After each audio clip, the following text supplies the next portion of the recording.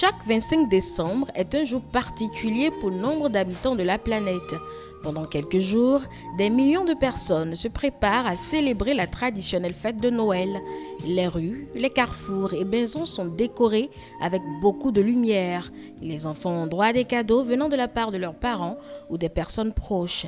Mais quelle est l'origine de cette fête? Cette célébration commence il y a bien longtemps, bien avant l'Empire romain. Nous voyons déjà l'origine à l'époque de Nimrod. Nimrod, le constructeur de la tour de Babel. Et à cette époque, le 25 décembre, c'est l'anniversaire de Tammuz, fils de Nimrod, considéré comme le premier antichrist. Nimrod épousa sa propre mère, dont le nom était Sémiramis. Après la mort de Nimrod, Sémiramis affirma qu'un conifère mature avait poussé en une nuit d'une souche d'arbre mort. À chaque anniversaire de sa naissance, elle affirmait que Nimrod visiterait l'arbre à feuilles persistantes et y laisserait des cadeaux. Le 25 décembre était donc cet anniversaire. Nimrod, donc, que l'on peut appeler également le Seigneur de Noël. En Égypte également, c'est la célébration du culte du dieu soleil, Ré ou Ra, et d'Osiris, dieu de la fertilité. En Perse, c'est le culte du dieu soleil, Mitra.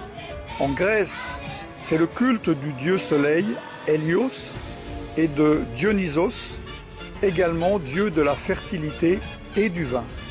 À Rome, bien avant la naissance de Jésus-Christ, c'est le culte du Sol Invictus, le soleil invaincu. À l'origine, il faut préciser que la fête de Noël était une fête païenne. C'était en effet déjà au 1er siècle avant Jésus-Christ qu'à Rome, les païens célébraient le dieu de la lumière, Mitra. Et c'était le 25 décembre, le jour choisi pour célébrer cette fête-là. C'est ce qu'ils appelaient Dies Natalis Solis Invicti, jour de naissance du soleil invaincu. Et puisque dans le christianisme, le soleil invaincu, le soleil de justice, le soleil divin, c'est Jésus-Christ, l'empereur Constantin, nouvellement converti, a voulu que nous célébrions ce grand mystère de l'incarnation sur cette date-là désormais dans tout son empire. C'est pour cela que le 25 décembre sera retenu comme jour de célébration de la naissance de Jésus-Christ. Dès les premiers instants après la mort de Jésus, on a commencé d'abord par célébrer la Pâque, qui est la résurrection, c'est-à-dire la naissance au ciel. Puis petit à petit, les chrétiens très tôt ont commencé par comprendre que Dieu est le nouveau soleil levant, lumière d'en haut qui vient nous visiter. Et c'est en ce moment-là qu'ils ont préféré remplacer la fête de la lumière du Dieu soleil par la nativité. C'est pour cela que l'on met ça autour du 25 décembre, puisque autrefois ça a commencé même le 6 janvier, mais petit à petit c'est venu au mois de décembre parce que c'est la domination du jour sur la nuit.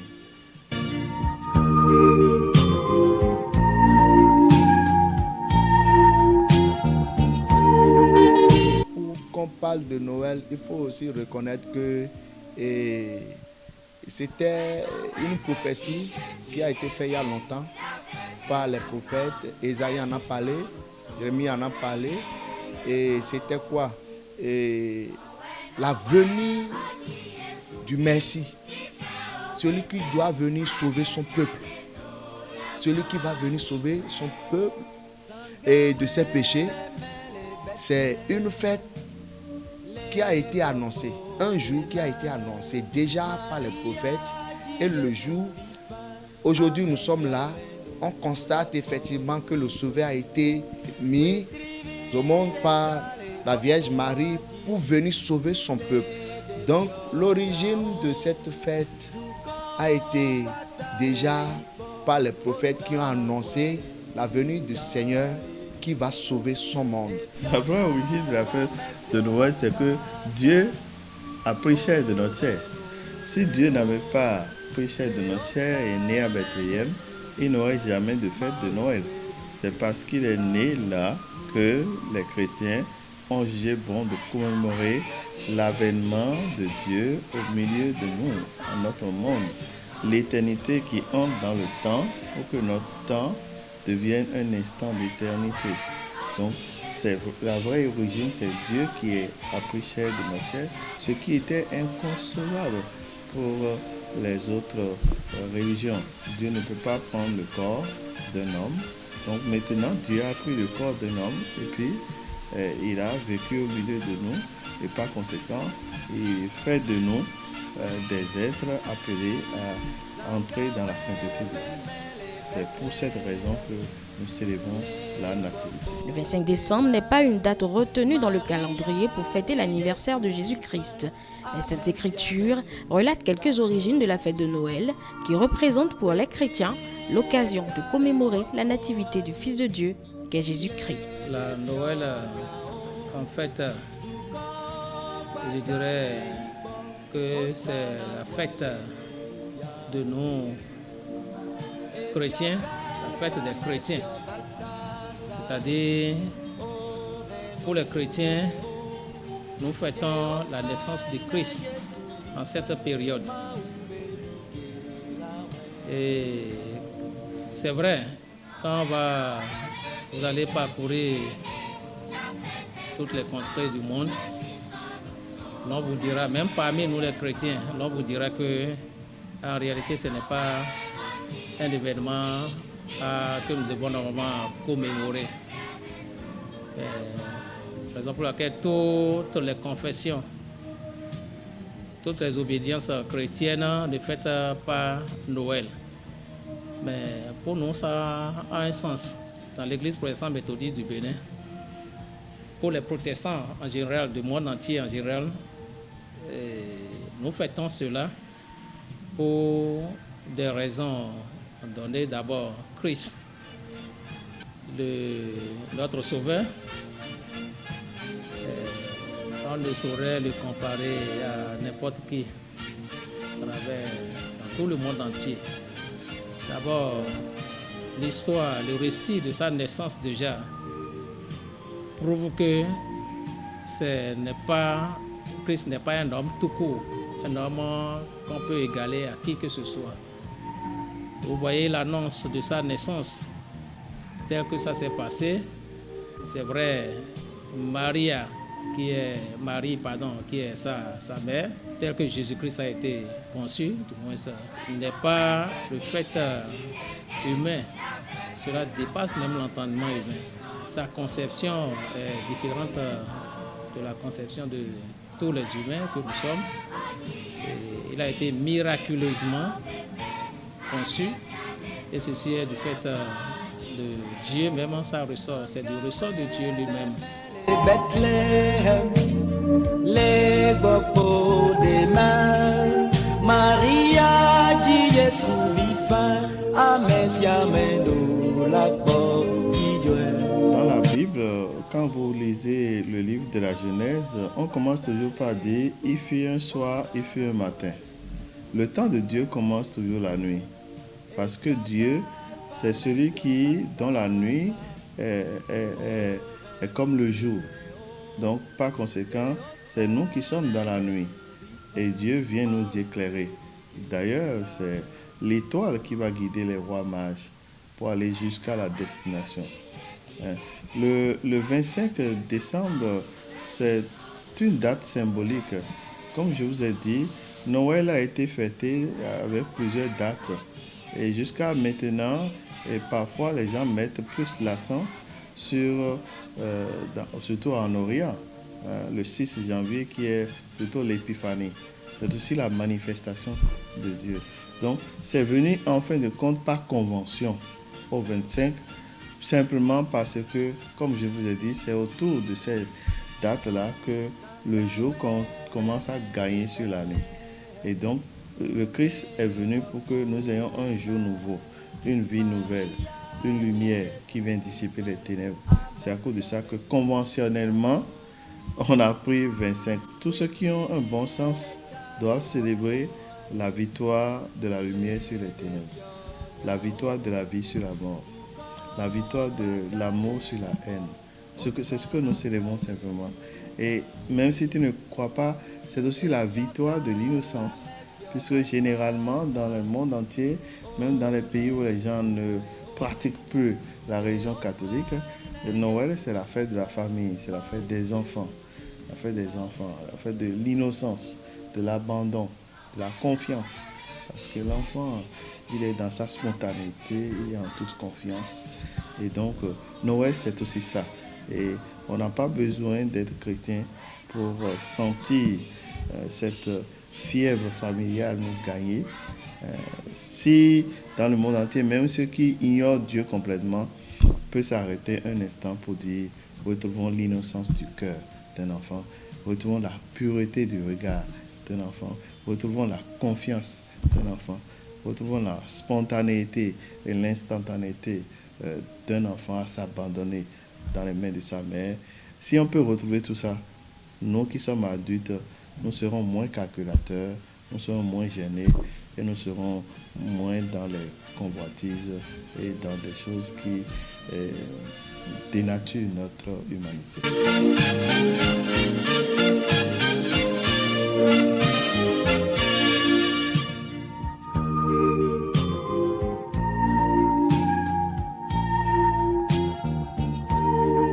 On a 4 évangiles dans la Bible, Matthieu, Marc, Luc et Jean. Et sur 4 récits, il n'y en a que 2 qui parlent de la naissance de Jésus. Et en plus de ça, ces 2-là ont le récit de naissance en commun, mais vont chacun avoir des accents et des angles complètement différents.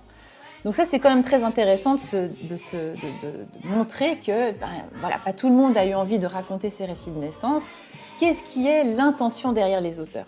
Chaque auteur des évangiles sont d'accord en fait sur une chose, c'est l'existence de Jésus, c'est son enseignement, ses paraboles, certaines histoires qui se retrouvent dans tous les évangiles. Puis ensuite, il y a ce qu'on appelle dans chaque évangile du bien propre. C'est-à-dire, voilà, chaque auteur a écrit dans un lieu géographique différent, s'est adressé à une communauté différente, a entendu des histoires différentes, et puis ensuite les a posées par écrit pour encourager la communauté. Ils sont aussi tous d'accord sur le fait que Jésus a été arrêté, qu'il a été condamné, jugé, et puis qu'il est mort et qu'il est ressuscité. Là-dessus, ils sont tous d'accord. Mais ensuite, ils vont, voilà, chacun essayer de transcrire qui est Jésus, parce que c'est ça l'enjeu pour eux. C'est évidemment de raconter cette histoire, qu'elle puisse se transmettre de génération en génération jusqu'à nous, et puis surtout qu'elle puisse essayer de transmettre l'enseignement du Christ, son amour, et puis aussi ce qu'il a révélé de qui est Dieu pour nous, pour notre quotidien, ce que ça peut changer dans notre vie.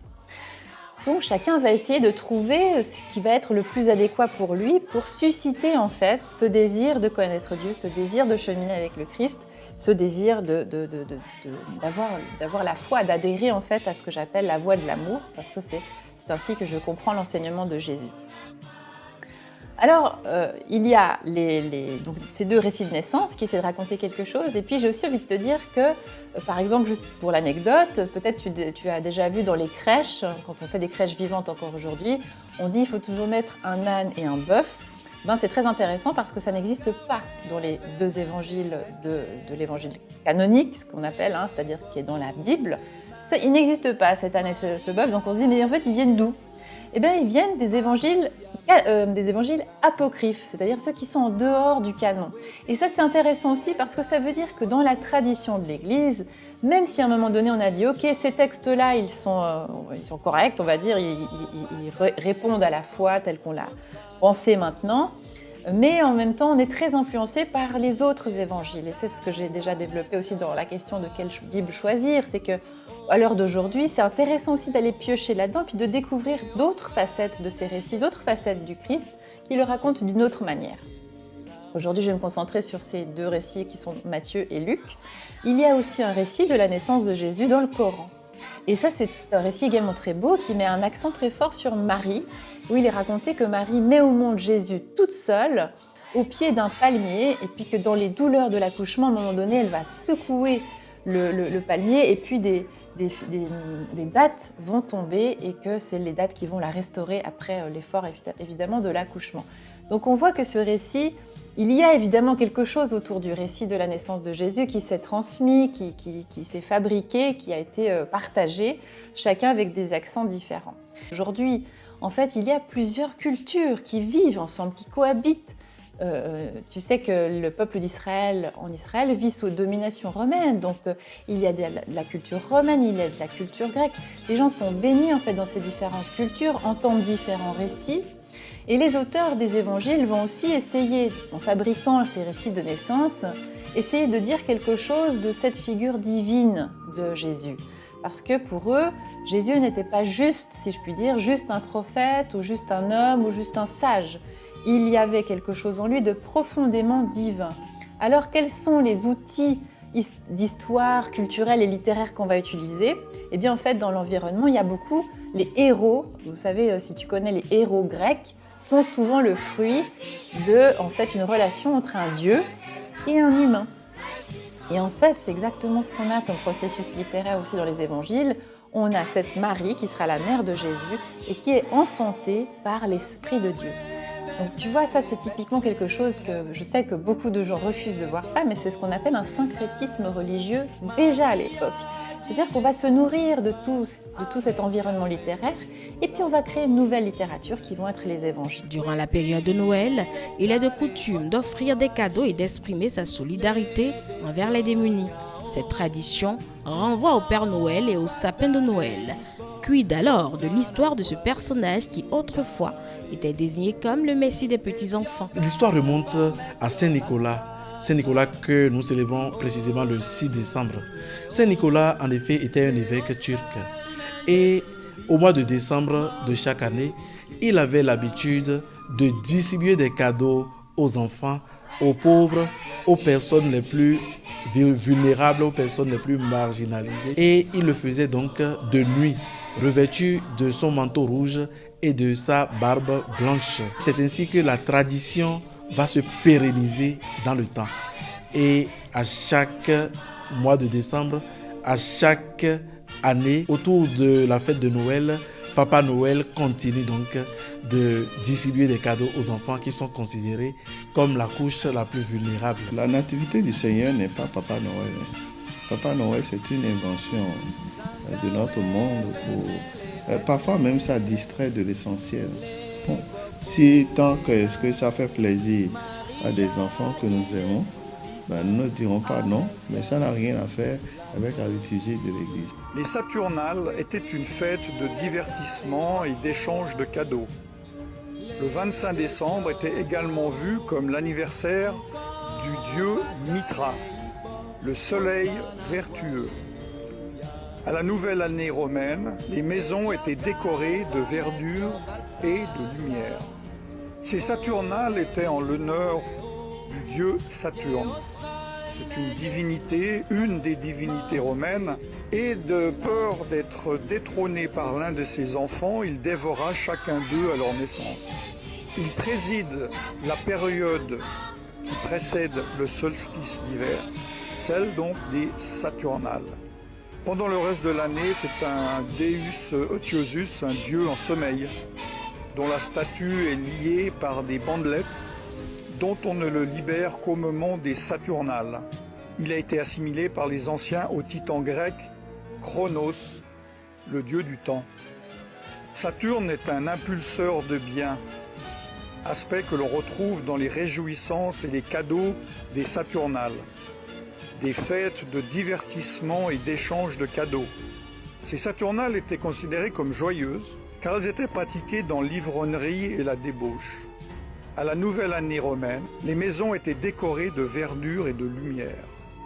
La nouvelle religion romaine, fraîchement créée par l'empereur romain Constantin, a mélangé les pratiques et les croyances de la Bible avec celles occultes de son empire, et il a adopté et adapté cette fête païenne. Cela s'appelle le syncrétisme. L'Église catholique, celle du christianisme céleste, les protestants et beaucoup d'autres confessions religieuses donnent une importance capitale à la fête de Noël.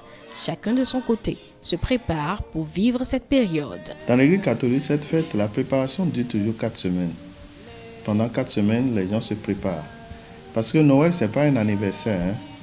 C'est différent de Christ à 2022 ans, non. Noël, c'est vraiment un cheminement nouveau pour un enfantement nouveau. Dieu veut naître en moi aujourd'hui, comme Dieu veut naître en chacune et en chacun de nous. Donc par conséquent, c'est un cheminement qui nous fait revisiter tout ce que l'ange a fait avec Marie, tout ce que Marie a fait, tout ce que Joseph a fait, tout ce que les apôtres ont fait pour accueillir le Sauveur. Donc, au terme de notre parcours, nous sommes des lieux d'enfantement de Dieu. Dieu a besoin encore d'être enfanté aujourd'hui. Hein?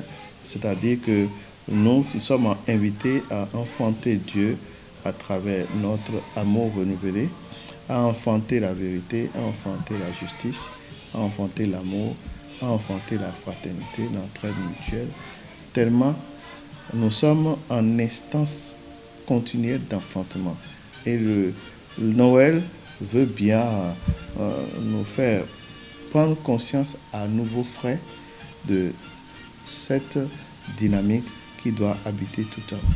Alors, plaise à Dieu que les hommes et les femmes ne s'attachent pas simplement aux festivités du dehors, mais que ce soit vraiment le cœur qui prend la revanche sur la raison. Les 24, les 25, les chrétiens célestes veillent dans la prière. À 0 heure, on prie pour pouvoir se confier à notre Seigneur Jésus qui a été né à cette heure-là. Donc pour que le monde sache que Papa Oshofa n'a rien fait de sa volonté, mais simplement accompli la volonté de notre Seigneur Jésus, Jésus l'a visité. Papa Oshofa n'a pas imaginé 24, 25. C'est une recommandation. Donc ça fait partie des ordonnances de l'Église du christianisme céleste. Donc c'est une recommandation par notre Seigneur Jésus-Christ qui est ami à Papa Oshofa. Et nous sommes petits enfants. On a eu les histoires à travers nos pères. On a connaissance de ces histoires. Donc quand Papa était vivant, de son vivant, il donnait plus de la valeur à cette fête de notre Seigneur Jésus parce que il a été missionné par Jésus-Christ qui l'a choisi pour l'utiliser pour le monde, pour toute la terre. Donc cette date dans l'église du christianisme céleste fait partie des ordonnances de l'église.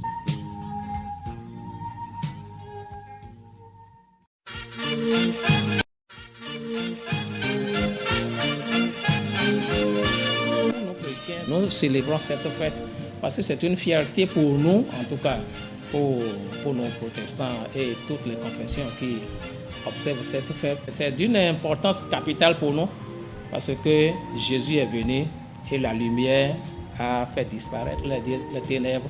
Si le Christ n'est pas né, nous serons quoi? Nous n'allons même pas exister. C'est ça qui donne sens et consistance à ce que nous sommes. C'est parce qu'il est né que nous sommes là. Saint Paul dira encore plus tard, si le Christ n'était pas ressuscité, vaine serait notre foi. Donc les deux se tiennent.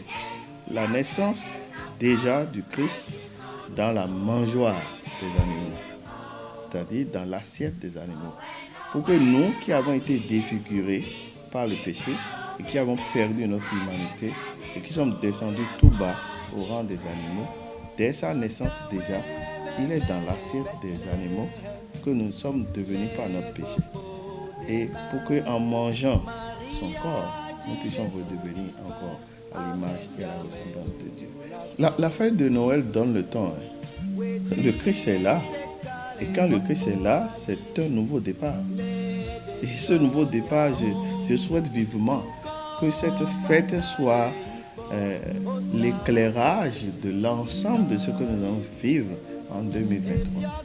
Que le Christ, Emmanuel, Dieu avec nous, puisse donner sens à ce que nous sommes et à ce que nous allons devenir grâce à notre vie modelée par le Christ désormais pour que 2023 soit une année de grâce et de bienfaits accordés par le Seigneur.